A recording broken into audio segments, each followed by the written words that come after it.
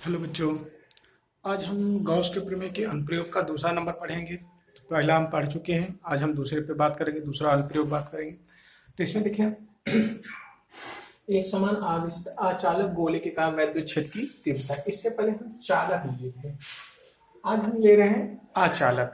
चालक के लिए हम पहले कर चुके हैं, अब अचालक की बात करेंगे। तो यहाँ पर अगर हम मान लें कोई ये गोला है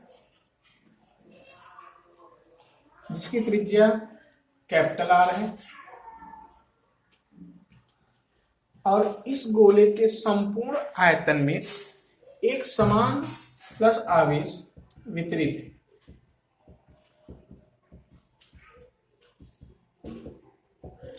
चालक और अचालक में अंतर बस ये है, चालक में जब हम आवेशित करते थे वो आवेश सिर्फ उसके पृष्ठ पर होते हैं, बाहरी पृष्ठ पर। लेकिन अचालक अगर है तो यही आवेश फिर क्या होगा, उसके संपूर्ण आयतन में भी अंदर हो जाते हैं। यही दोनों में मुख्य अंतर है। तो अब यहाँ पर जो आवेश है हमारा ये Q प्लस Q आवेश, ये इस गोले के अंदर स्थित है पूरे आयतन में। अब इसके कारण हमको वैद्युत क्षेत्र की तीव्रता की गणना करनी है। तो जैसे हमने पहले वाले में किया था कि सबसे पहले हम किसी बाह्य बिंदु पर निकालेंगे, फिर पृष्ठ पे निकालेंगे, फिर उसके भीतर निकालते हैं। तो ठीक उसी प्रकार से हम यहाँ पे भी करेंगे। सबसे पहले हम इसके बाह्य बिंदु पर निकालेंगे, फिर इसके पृष्ठ पे निकालेंगे, फिर इसके अंदर निकालेंगे। तो अब यहाँ पर देखें, तो इसके लिए हम पहले लिख लेंगे, माना किसी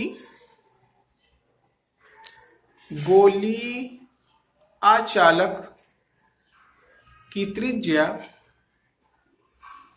कैपिटल आर है, जिसमें प्लस क्यू आवेश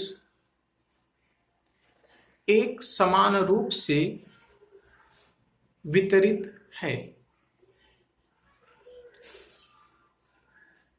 गोले की बाहर कमा पृष्ठ पर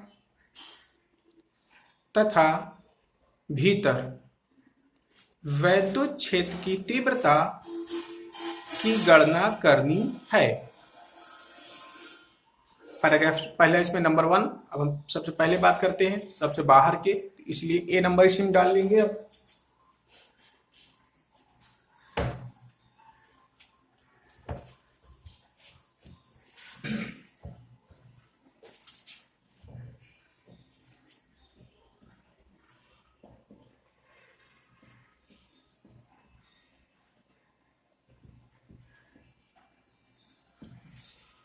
तो इसमें 3 स्थितियां। तो पहली स्थिति हम एक की बात करेंगे वाह्य बिंदु पर। तो वाह्य बिंदु यानी इस गोले के बाहर हम कोई बिंदु ले लें।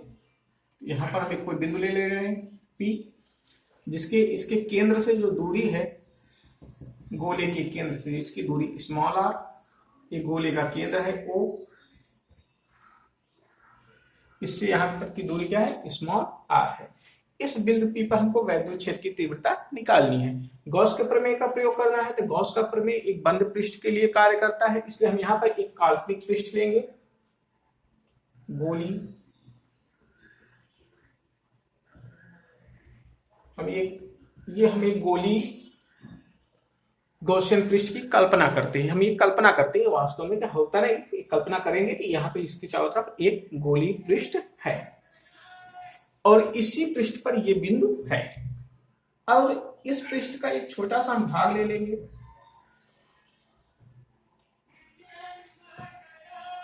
जिसका क्षेत्रफल dA, और इस बिंदु पर वैद्युत क्षेत्र की तीव्रता हम मान लेते हैं कि E है। ये हमको ज्ञात करना है, लेकिन अभी हम इसको मान लेते हैं कि यहाँ पर बिंदु P पर जो वैद्युत क्षेत्र की तीव्रता है वो E है। और इसी E को हमें ज्ञात करना है कि E का मान कितना होगा इस बिंदु पर, यानी गोले के बाहर बिंदु P पर वैद्युत क्षेत्र की तीव्रता कितनी होगी, यही हमें ज्ञात करना है। लेकिन अभी हम इसको मान लेते हैं कि यहाँ पर वैद्युत क्षेत्र की तीव्रता E है। तो इसके नीचे लिखेंगे वाय बिंदु के लिए, लिखें यदि बिंदु P गोले के केंद्र O से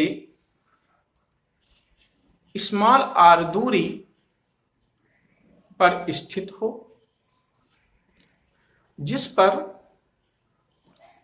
वैद्युत क्षेत्र की तीव्रता E की गणना करनी है। बिंदु P R त्रिज्या के काल्पनिक गॉसियन पृष्ठ पर स्थित है, काल्पनिक गोलीय गॉसियन पृष्ठ पर स्थित है, जिसके चारों ओर के लघु पृष्ठ का क्षेत्रफल dA है। तो लघु पृष्ठ से गुजरने वाला वैद्युत फ्लक्स, तो अब यहां पे देखें तो ये जो छोटा सा लघु पृष्ठ है, इस पृष्ठ से गुजरने वाला वैद्युत फ्लक्स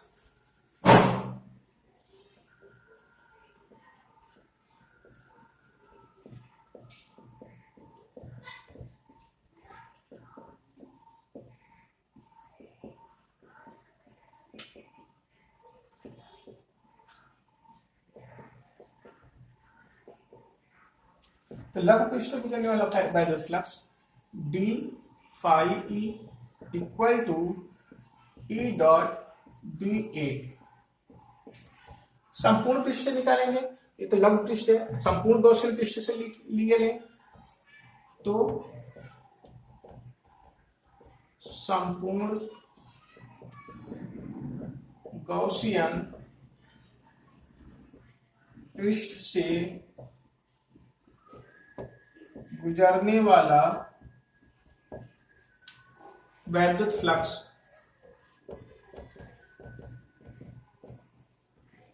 अगर हम ये पूरे पृष्ठ से बात करें कि इस पूरे पृष्ठ से, तो हम इस पूरे का क्या करेंगे, समाकलन कर देंगे।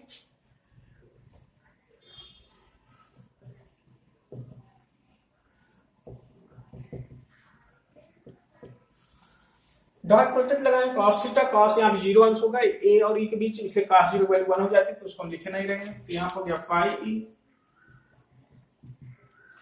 e डॉट a, पूरे पृष्ठ का क्षेत्रफल a हम ले रहे हैं। अब इस पूरे पृष्ठ यानी गोल है, तो गोले का पृष्ठ का क्षेत्रफल कितना होता है, 4 पाई r स्क्वायर।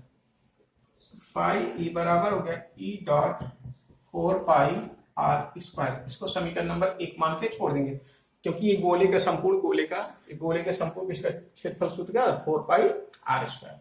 ये तो हो गया फार्मूले से। अब गॉस के प्रमेय से देखें, तो गॉस के प्रमेय से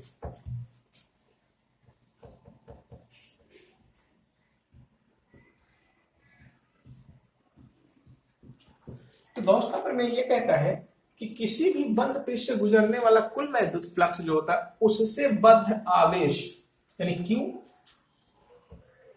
का 1/ε0 गुना होता है, ये गॉस कहता है। इसको मान ले समीकरण नंबर 2, ये हमारा समीकरण नंबर 2 हो गया। फिगर आप पहले ड्रॉ कर लेंगे। अब यहां पे समीकरण 1 तथा 2 से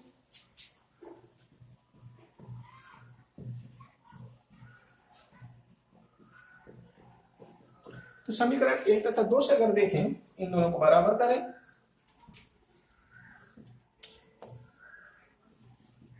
E इंटू 4 पाई r स्क्वायर बराबर ये आपको हो जाएगा Q अपॉन एप्सिलॉन नॉट। इसको इधर पक्षांतर कर दें तो E बराबर ये अपॉन में आ जाएगा 4 पाई r स्क्वायर पहले लेना है, लेकिन हम एप्सिलॉन नॉट को पहले लिख ले रहे हैं, Q बटे r स्क्वायर। ये आपको वैद्युत क्षेत्र की तीव्रता आ गया न्यूटन प्रति कूलम। तो यानी इस बाह्य बिंदु पर वैद्युत क्षेत्र की तीव्रता इतनी होगी, ठीक, यानी जो चालक में आया था वही अचालक के लिए भी होगा। ये तो हो गया बाह्य बिंदु पर।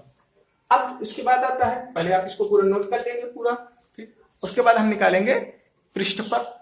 तो इसको लिख लेने के बाद अब पृष्ठ की बात करेंगे।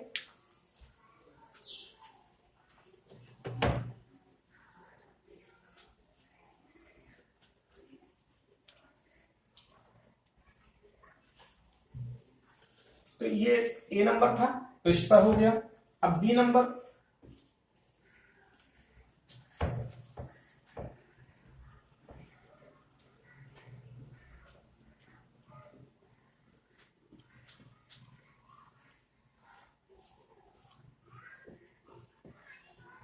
अब हम गोले के पृष्ठ पे बात करेंगे। तो गोले के पृष्ठ की अगर बात करें तो ये बिंदु P, फिगर दूसरा बना लेते हैं।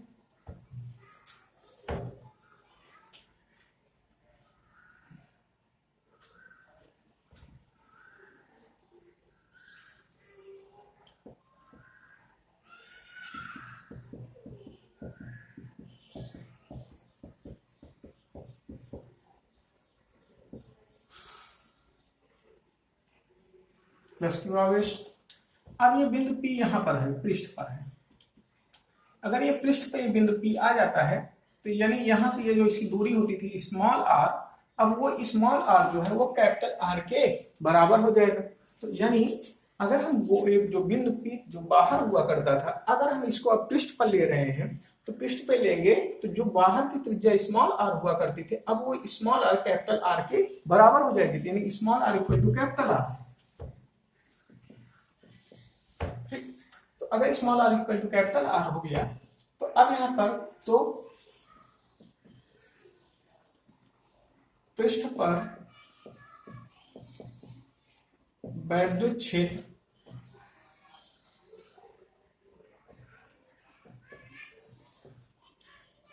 की तीव्रता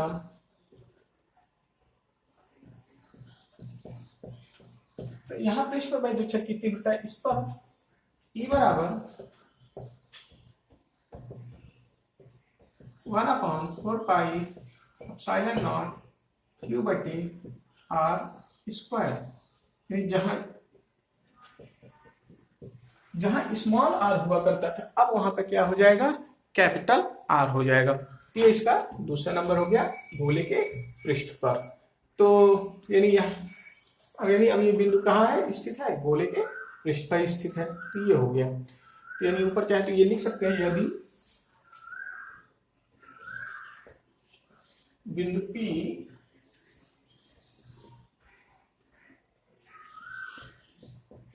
गोले के पृष्ठ पर स्थित हो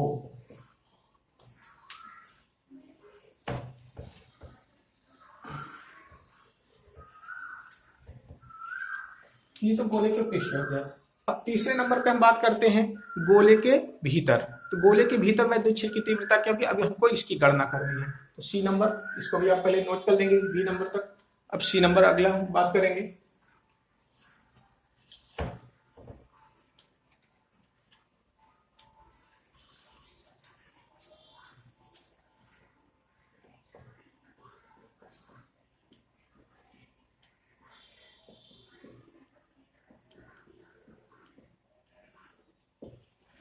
तो सी नंबर हमारा कहता है गोले के भीतर। गोले के भीतर वैद्युत क्षेत्र तीव्रता कितनी होगी ये अब हमको ज्ञात करना है। तो अब देखें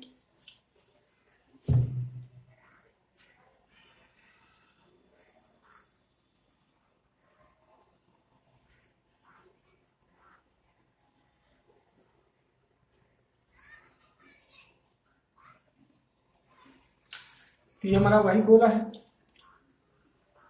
और इसमें प्लस क्यू आवेश एक समान रूप से वितरित है।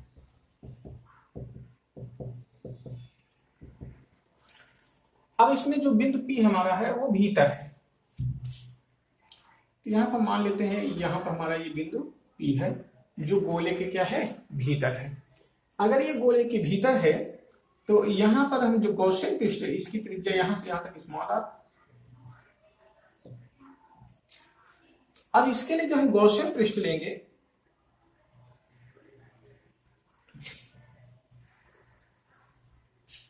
तो ये हो जाएगा गोली गॉसियन पृष्ठ, ये हो जाएगा। अब देखें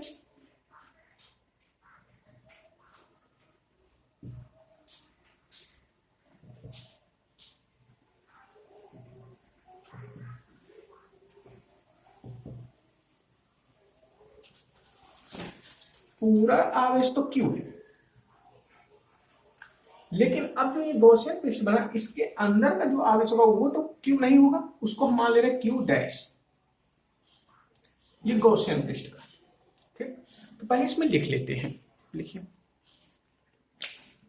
माना बिंदु P गोले के भीतर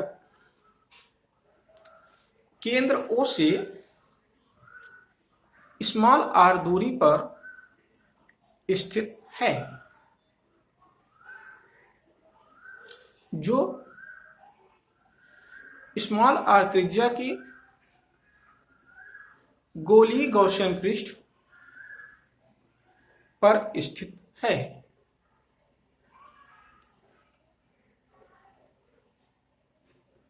पैराग्राफ चेंज करके लिखें, यदि गॉसियन पृष्ठ से बद्ध आवेश Q डैश है तो अब देखें, हमने पूरा आवेश तो Q है, इतने गॉसियन पृष्ठ के अंदर जो आवेश है उसको हम मान है Q डैश, पूरे को नहीं, सिर्फ इतना जो इस गॉसियन पृष्ठ के अंदर है, इस आवेश को हम मान रहे हैं Q डैश। अब इसके अलावा यहाँ पर हमें बिंदु P पर वैद्युत क्षेत्र की तीव्रता निकालनी है। तो अब यहाँ पे देखें आवेश घनत्व, आयतन आवेश घनत्व, चूंकि आयतन आवेश घनत्व इक्वल टू होता है आवेश बटे आयतन। तो आवेश तो हर जगह पर एक समान रूप से है, तो घनत्व भी हर जगह पे एक समान होगा। तो यानी जो घनत्व बाहर होगा यानी यहाँ पर, वही घनत्व अंदर भी होगा। तो घनत्व रो बराबर, अगर हम पूरे का आवेश लेंगे तो हमको आयतन भी क्या होगा, पूरे का लेना पड़ेगा। अगर हम ये पूरा आवेश ले रहे हैं तो हमें आयतन भी क्या करना पड़ेगा, पूरे गोले का लेना पड़ेगा। यानी तो अगर हम आवेश Q लिए तो पूरे गोले का आयतन लेंगे, तो पूरे गोले की त्रिज्या कैपिटल R है, तो इसका आयतन होगा 4/3 पाई R3, यानी गोले के आयतन का सूत्र लगाएंगे। लेकिन अगर हम सिर्फ इतने की बात करें, अगर हम सिर्फ इसकी बात करें, इतना ही अगर हम ले आवेश यानी Q डैश, ठीक, तो इतने का आयतन हो जाएगा 4/3 पाई स्मॉल r3। हमको सिर्फ ये छोटी त्रिज्या तब लेनी पड़ेगी, तो 4/3 पाई कैंसिल, तो Q/R3 capital R equal to Q dash small r3। यहां से Q डैश की अगर हम वैल्यू निकालें, Q डैश इक्वल, इसको जब पक्षांतर करेंगे Q/R3 इंटू स्मॉल r3, इसको एक समीकरण मान के छोड़ देते हैं। अब यहाँ पर वैद्युत क्षेत्र की अगर हम तीव्रता निकालना चाहते हैं तो इसके अंदर का जो आवेश है वो कितना है, Q डैश है, और इसकी जो त्रिज्या है वो स्मॉल r है। तो जो अभी तक जिस फार्मूले बनते थे उसी के अनुसार अगर देखें तो आवेश Q डैश है, त्रिज्या r है, तो बिंदु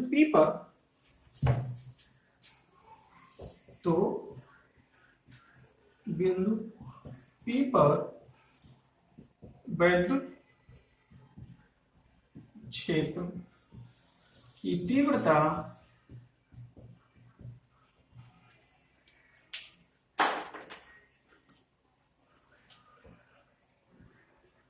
equal to 1/4 pi epsilon not.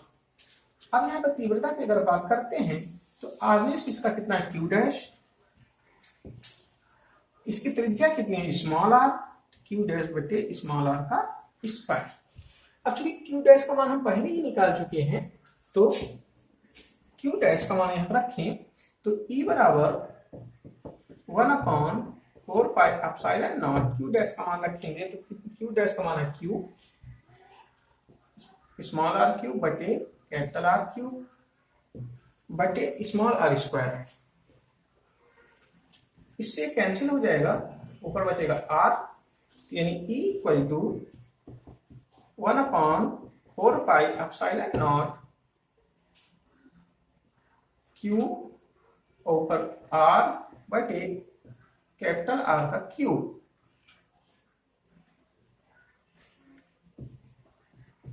यह हमारा हुआ गोले के भीतर किसी बिंदु पर वैद्युत क्षेत्र की तीव्रता, और ये बिंदु जो है इसके केंद्र से स्मॉल r दूरी पर स्थित है, तो ये हो जाएगा भीतर।